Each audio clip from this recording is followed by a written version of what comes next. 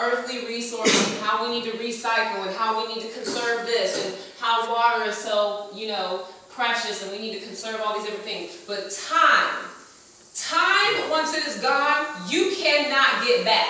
Amen. Time, seconds, okay? Seconds, minute. A minute is composed of 60 seconds. So do you not know that in this second that I'm standing before you and I'm inhaling, the next second he can stop my breath, and that's a incomplete minute.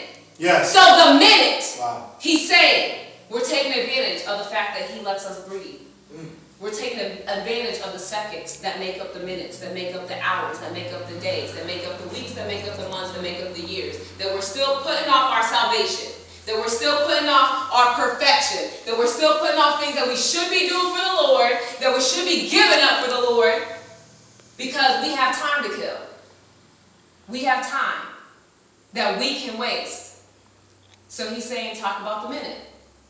The minute that everybody that is in hell presently, where there is no longer time, where we are here on earth, where we are still bound by time, but in hell, they want a minute.